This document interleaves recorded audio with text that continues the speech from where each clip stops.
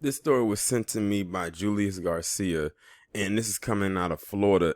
And it's basically talking about this mother who ended up losing not one, but both of her adult children to the virus. And people keep wanting to say that this thing isn't real, but it is. And I think one of the main reasons I'm doing this story is because they died literally almost one behind the other, like literally days apart. And this is the picture of the woman's kids right here, that ended up passing because of it. And mind you, this is in Florida, where it has been deemed a hot spot for this virus. A Florida mother said two of her adult children died of the virus within 11 days of each other. Monette Hicks' son Byron and daughter Mychaela of Lauderhill had health issues but were fine and basically homebound, she said. Then they took a trip to Orlando just before they became sick. And that's most likely where it happened. Byron, age 20, had trouble breathing when he woke up one Saturday in late June. Paramedics rushed him to the hospital, but about noon, I lost my baby, Hicks said in an interview with CNN's Breonna Keller. Mychaela, age 23, started feeling ill the following Tuesday and insisted her mother take her to the hospital. Mama, just crank up the car, let's go, Hicks said. Her daughter insisted, even though she didn't like hospitals. She went in with a headache and a fever, Hicks said, and went from not breathing and it got worse. She lost a kidney, her liver began to fail, and it just went one after another. Her children are my heart and will always be my heart, Hicks said. Byron was a gamer who loved his games, and his family, his cousin Derisha Scott, said he was very funny, just the goofball of the family. Mychaela was the light of the family. Her smile could light up a room. Hicks and Scott are urging other people to take the virus seriously. All I can say is take this virus very seriously because it is real. It is out there. It's not a joke. It's not a game. It's not something that the government made up. Wear a mask, wash your hands, keep your distance, and don't come out unless you really got to, especially here in Florida. I'm glad she didn't put emphasis on Florida. Ron DeSantis. Nobody should have to feel the pain. My auntie shouldn't have to feel this pain. That was a quote that came from the cousin. That's wild. When they said that they took a trip to Orlando, I said, yep, that's what did it. Now I'm reading this part of the article when it says that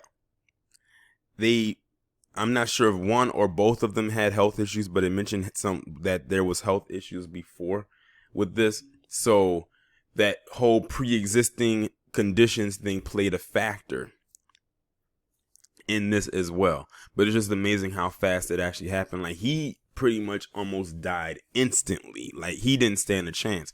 Her symptoms didn't kick in until the following week. That's crazy. She didn't start feeling anything right away. She didn't start feeling anything until the following week from something that happened from the week prior. But hers must have been extreme torture because everything was starting to fall or fell around her slowly but surely. But like people said, this virus is very serious.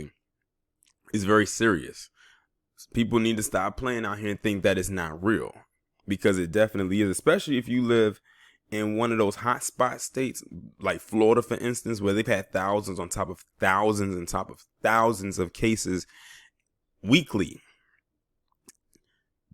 Then that's what you just have to take the precautions. You see what they did with California. They had to pretty much shut the state of California back down. Basically, they've closed most, if any, of all of their businesses back. Like, they're back in phase 1. And I have a feeling Florida is going to end up doing the same thing. But see, they're scared to do so because Florida has a bunch of stuff going on in that state. And I've said it so many times before, what Florida has in that state alone, and they trying to build their own personal economy back up. So they are literally standing there on a double-edged sword. But if you want to keep your economy booming, you're going to have to protect it, which means you're going to have to start shutting stuff back down in order to keep it open. Later, I should say. But if the U.S. would have tackled this the way that other nations did when it comes to this virus, we wouldn't be in this predicament right now. As a matter of fact, we probably wouldn't even been having this conversation. But we live in a nation with hard-headed individuals who insist on doing whatever it is that they want to do because everybody thinks that they're smarter than the next person. And everyone thinks they're such an expert, even though they're an amateur. It is what it is. But I do offer my condolences to this woman and her family. I mean, to lose both of your kids in the same way, from the same thing, at such a very young age. At 20 and 23, their life is just beginning. Now their life just suddenly ends. But this is what it is. But just imagine if you had people still believing that black people couldn't catch this virus. Remember, at one point that was a thing, and they quickly shut that down. Here's Exhibit A right here. 2 young black people caught it and died. I'm starting to think that this might be a mutated version of the virus that we're dealing with right now, because I'm finding that people are dying faster now from the virus, opposed to before where some people was dying here and there, but now it seems like the deaths are accelerating very fast, like it's mutated to be even more deadlier. And that's the crazy part, because the other nations that are they're slowly getting their numbers down, they may not even have to experience the mutated version of this virus. Us, on the other hand, we're getting it all. We're experiencing it all.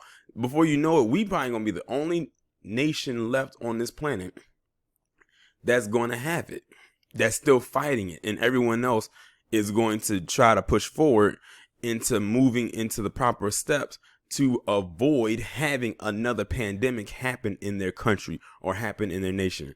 But then again, look at who we have as the president right now.